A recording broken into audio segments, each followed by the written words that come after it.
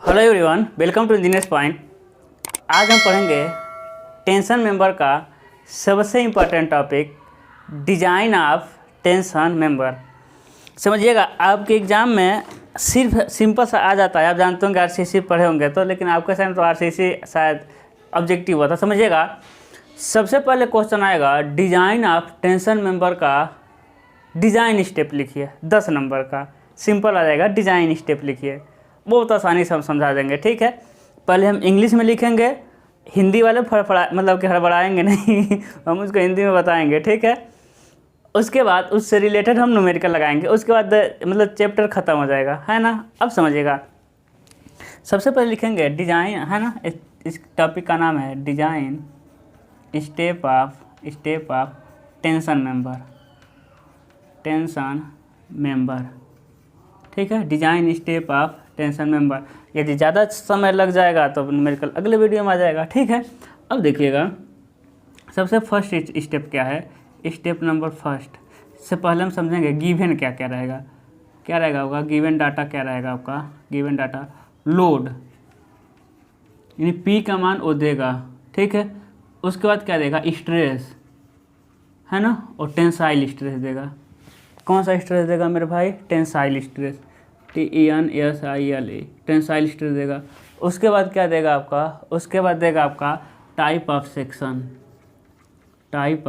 Section देगा, okay, है ना। इतना देगा, इसके ज़्यादा जितना और दे देगा तो वो तो मेरे लिए अच्छा ही है। वो कह देगा रिवेट ज्वाइंट है, वो कह देगा वेल्ड ज्वाइंट है, बहुत चीज़ें कहेगा। वो हम न्यूमेरिकल में समझ जाएंगे क्या क्या कह रहा है। देखिए, सबसे पहला स्टेप आ जाएगा मेरा, है ना। सबसे पहला स्टेप आ जाएगा to determine net effective area required, REQUI, required net effective area, यानी ANE रिक्वायर्ड, है ना। क्या हो जाएगा समझिएगा, टेंसाइल स्ट्रेस, फोर्स यानी लोड, टेंसाइल है लोड जो होगा टेंसाइल लोड ही होगा या फोर्स लिख देगा, है ना। ये जो लोड होगा ये टेंशन का ही लोड होगा या फोर्स लिख देगा, ठीक है। लोड हो जाएगा P अपान में टेंसाइल स्ट्रेस, FT। कौन सा जाएगा, FT हो जाएगा, ठीक है। दूसरा स्टेप आएगा, आपका पहला था। स्टेप सेकंड क्या आता है, है ना, टू डिटरमाइन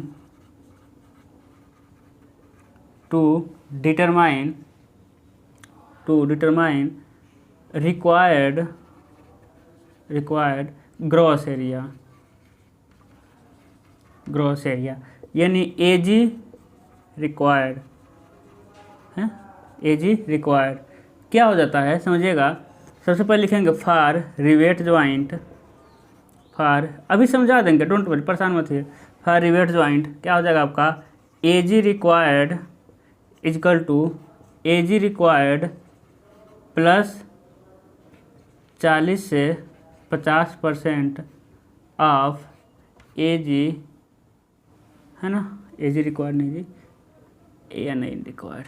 AG रिक्वायर्ड तो आपको निकालना है, ANE रिक्वायर्ड प्लस 40 से 50% ऑफ ANE रिक्वायर्ड, ठीक है। परेशान थोड़ा मत होइएगा, है ना। फॉर वेल्ड ज्वाइंट, है ना, AG रिक्वायर्ड तो हो जाएगा आपका ANE रिक्वायर्ड प्लस, हिंदी बताएंगे अभी, 20 से 30% ऑफ ANE रिक्वायर्ड, ठीक है, ANE रिक्वायर्ड, ठीक है। अगला देखते हैं। अब लिखेंगे स्टेप नंबर थर्ड, है ना, लिखेंगे सिलेक्शन ऑफ सेक्शन, है ना, selection of steel section of steel table से, है ना, ऑफ स्टील टेबल, ठीक है। जो सेलेक्टेड एरिया रहेगा ना, एरिया ऑफ सेक्शन, जो सेलेक्टेड एरिया ऑफ सेक्शन रहेगा वो अधिक होना चाहिए किससे, AG रिक्वायर्ड से, किससे, AG रिक्वायर्ड से अधिक होना चाहिए। परेशान थोड़ा भी मत रहिएगा प्लीज़, अभी हम समझा देंगे, क्या कुछ नहीं है ना, जब हम हैं तो एक कुछ नहीं है, अभी हम बता देंगे। शायद नीचे लिख सकते हैं क्या, अभी यहाँ तक लिख सकते हैं, हाँ ठीक है। स्टेप नंबर 4 क्या हो जाएगा, स्टेप नंबर 4 क्या हो जाएगा, क्या हो जाएगा, टू डिटरमाइन एक कंडीशन होगा तो ओके होगा, ठीक है, ओके नहीं होगा एक कंडीशन होना चाहिए।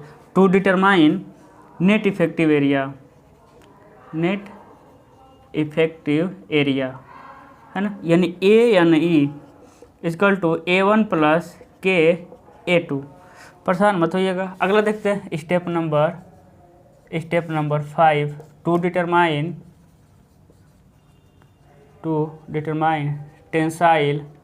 Tensile strength of tension member, या सिर्फ मेंबर लिख सकते हैं, टेंशन मेंबर, ठीक है। यानी PT क्या हो जाएगा आपका ANE है ना, ANE गुणे FT, सिंपल है। If PT is greater than P तो क्या है आपका सेफ है, यानी आपका ओके है। If PT is less than P लिखेंगे section must be redesign, section must be redesign, ठीक है। फिर आ जाएगा आपका स्टेप नंबर 6 आ जाएगा डिजाइन ऑफ, नहीं हाँ लिख सकते हैं, डिजाइन ऑफ रिवेट या वेल्ड जॉइंट है ना। उसमें हम सिंपल सा निकालेंगे फॉर रिवेट जॉइंट क्या निकालेंगे, PS निकालेंगे π/4 D² गुणे FS गुणे N डैश, सारी चीज़ें पता है। PB निकालेंगे N गुणे DTFB है ना। उसके बाद रिवेट वैल्यू निकालेंगे इन दोनों में से जो कम होगा है ना। उसके बाद नंबर ऑफ रिवेट निकालेंगे, क्या होता है फोर्स अपान में रिवेट वैल्यू, लेकिन ये फोर्स जो है ना समझिएगा P रहेगा, ये जो P दिया रहेगा वो रहेगा फोर्स है ना, P रहेगा है ना, फोर्स अपान में रिवेट वैल्यू। उसके बाद बहुत सारी चीज़ें निकाल लेंगे, P मिनिमम। अब रिवेट जॉइंट का डिजाइन पढ़ें, उसके बाद लिखेंगे है ना, इसी में लिखेंगे फार, देखिए जैसे फार रिवेट जॉइंट था लिखेंगे फार वेल्ड, नीचे लिखिएगा फार वेल्ड जॉइंट है ना। इसमें छोटा सा हम लिख दे रहे हैं, क्या होता होगा टू डिटरमाइन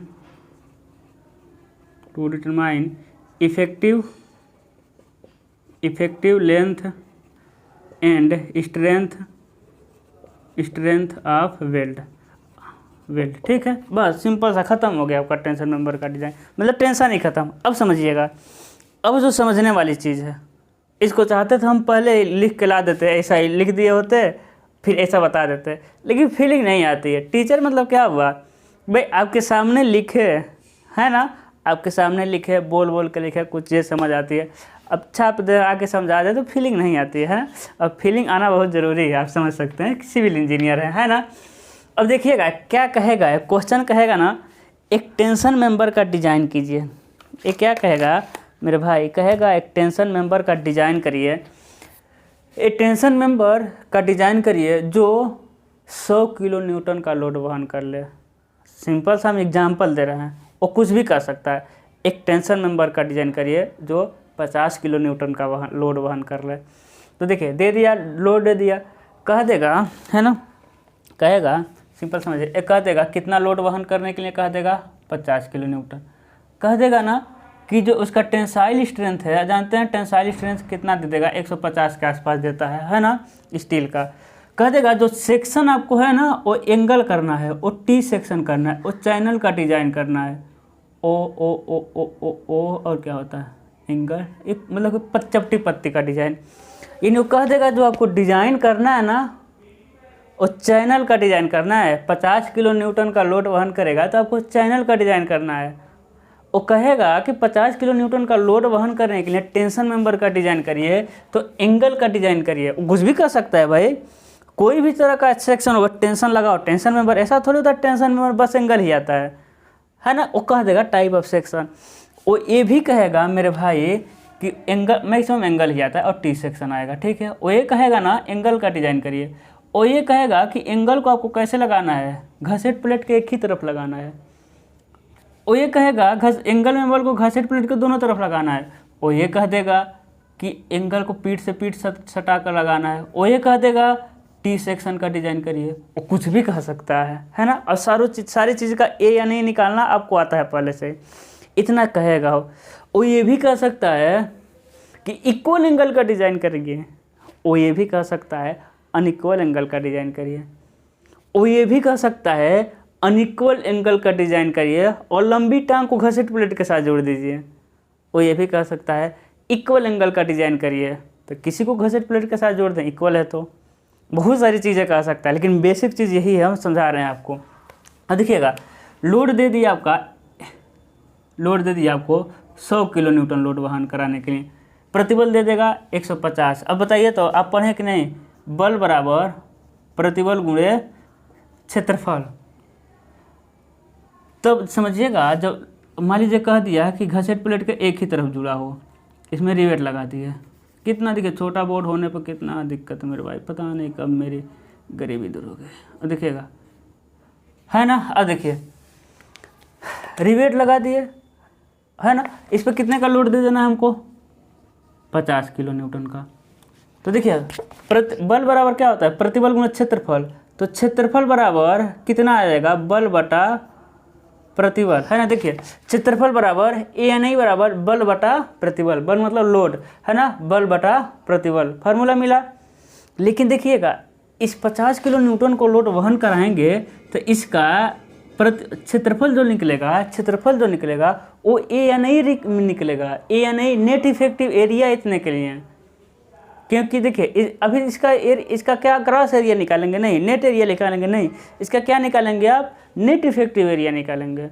तो देखिए हमको 50 किलो न्यूटन 100 किलो न्यूटन जितना भी किलो न्यूटन लोड वहन दे देगा, उसके लिए हमको कितना ज़रूरत है नेट इफेक्टिव एरिया का, रिक्वायर्ड कितना है। इसका हिंदी क्या लिखेंगे, आवश्यक, मतलब कि हम ज्ञात करेंगे। सबसे पहले क्या लिखेंगे स्टेप फर्स्ट में, आवश्यक शुद्ध प्रभावित क्षेत्रफल ज्ञात करना, फुल्की वाला आ गया क्या लिखेंगे, आवश्यक शुद्ध प्रभावित क्षेत्रफल ज्ञात करना।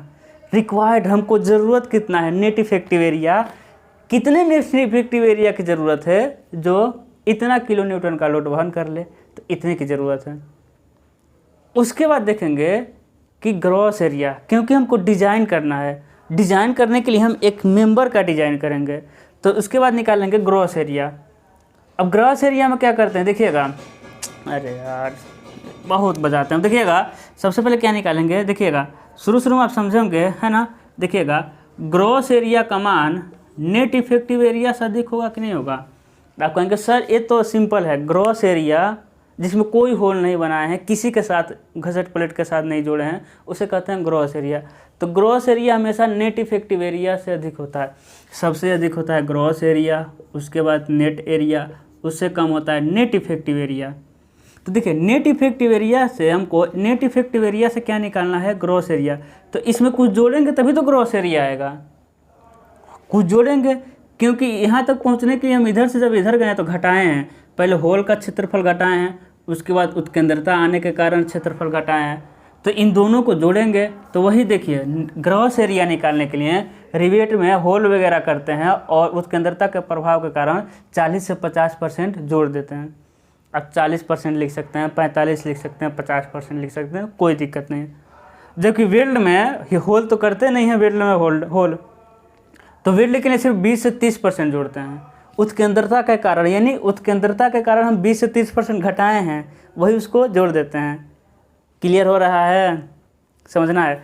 अब देखिए यानी इसने रिक्वायर्ड है, हिंदी क्या होगा, आवश्यक ग्रॉस एरिया ज्ञात करना रिवेट के लिए, वेल्ड के लिए, यानी जितना रिक्वायर्ड है 50 किलो न्यूटन या 100 किलो न्यूटन लोड वहन करने के लिए जितना हो देगा, इतना ग्रॉस एरिया चाहिए। आपको सोचेंगे सर ग्रॉस एरिया क्यों निकालना है, मेरे भाई हम इसलिए निकाल रहे हैं कि ग्रॉस एरिया से ना, अब ग्रॉस एरिया जो आपका पीछे स्टील टेबल दिया है, स्टील टेबल में हम उस दिन दिखाए थे सेक्शनल एरिया, देखिएगा है ना। देखिए स्टील टेबल में यहाँ क्या लिख रहा है देखिएगा, सेक्शनल एरिया, अरे ब्लर हो जाता है यार, देखिए क्या लिखा है, देखिए सेक्शनल एरिया लिखा है ना, सेक्शनल एरिया mm²। तो सेक्शनल एरिया जो रहता है, जो सेक्शनल एरिया स्टील टेबल में जो सेक्शनल एरिया देता है वो ग्रॉस एरिया देता है, वो न नेट इफेक्टिव एरिया है न नेट एरिया है।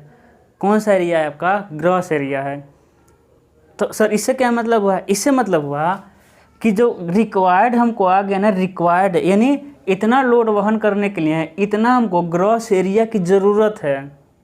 जैसे कि भाई 100 किलो न्यूटन लोड वहन करने के लिए हमको 20 mm² रिक्वायर्ड है ग्रॉस एरिया। यानी ऐसा मेंबर जिसका ग्रॉस एरिया 20 रहेगा ना, वो इतना किलो न्यूटन का लोड वहन कर लेगा।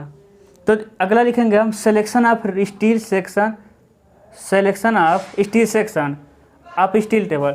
अब स्टील सेक्शन से स्टील टेबल से स्टील सेक्शन का चयन करेंगे। वो जो क्वेश्चन में दे दे, इक्वल एंगल दे दे, अनइक्वल एंगल दे दे, टी सेक्शन दे दे, चैनल सेक्शन दे दे, जो भी दे देगा। इस वाले चैप्टर में बस 2 ही देगा, या टी सेक्शन देगा या एंगल सेक्शन देगा, ठीक है। वो ये भी कर सकता है equal unequal section, equal section, है ना, वो हम देखेंगे न्यूमेरिकल में। अब समझिएगा, हम कह रहे हैं कि 100 किलो न्यूटन लोड वहन करने के लिए कितने ग्रॉस एरिया की ज़रूरत है? 20। लेकिन आप जो सिलेक्शन करेंगे, लिखिए सिलेक्शन करेंगे वो 20 mm² से अधिक करेंगे। यानी आप जो एजी सेलेक्ट करेंगे ना, उसका क्षेत्रफल कितना सेलेक्ट करेंगे? 30 mm²। क्यों 30 mm²? देखिए 30 लिखा है ना, selected area of section required gross area से अधिक होना चाहिए। क्यों? क्योंकि आपको मेंबर को सेफ करना है। तो 20 किलो न्यूटन का लोड आपको मतलब 20 mm² का जो सेक्शन का एरिया है वो 100 किलो न्यूटन का लोड वहन कर ले रहा है। तो क्या 30 mm² वाला नहीं वहन कर लेगा? तो आप कहेंगे सर ये तो सिंपल है, जब 20 वाला कर ले रहा है 30 वाला, है ना, ठीक है। अधिक है यानी 20 मेरे बगल से सीढ़ी गुजरता है ना, एक औरत सीढ़ी पे जा रही थी, पायल की आवाज़ से पता चल जाता। देखिए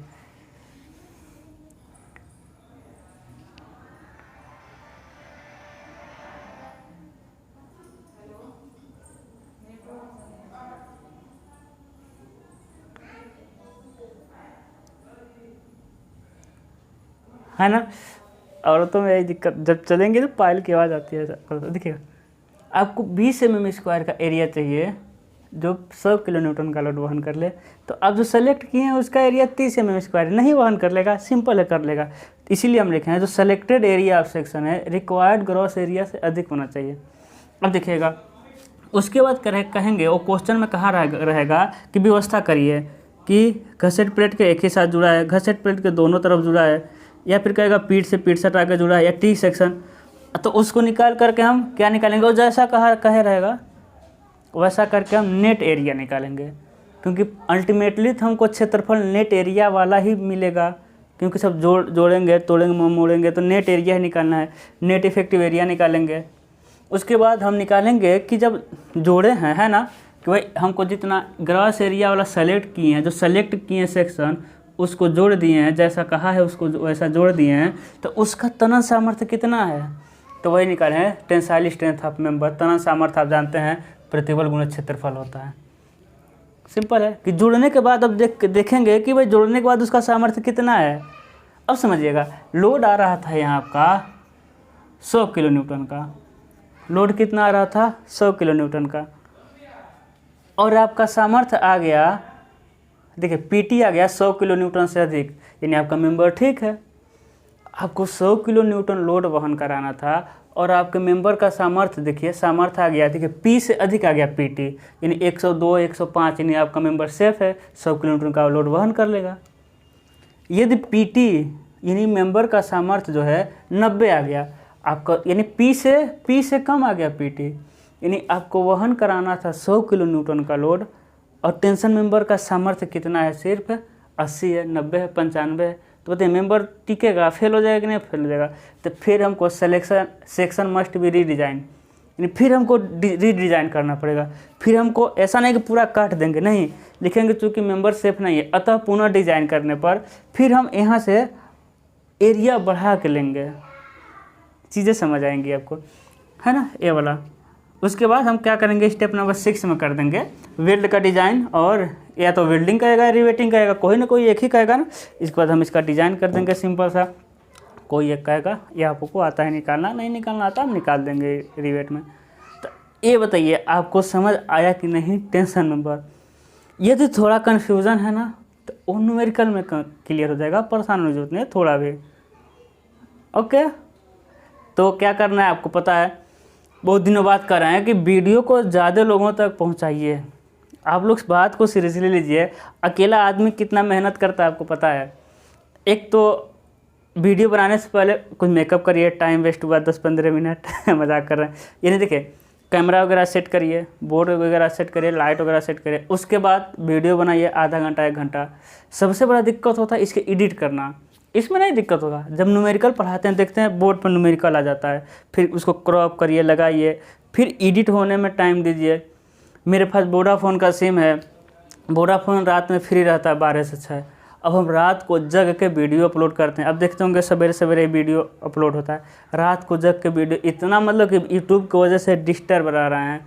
डिस्टर्ब मतलब कि पूरा सिस्टम डिस्टर्ब हो रहा है, हम नहीं, सिस्टम डिस्टर्ब हो रहा है इधर से उधर। तो एक अकेला आदमी हम इतना काम कर रहे हैं, फिर भी आप लोग को समझ ही नहीं आ रहा है।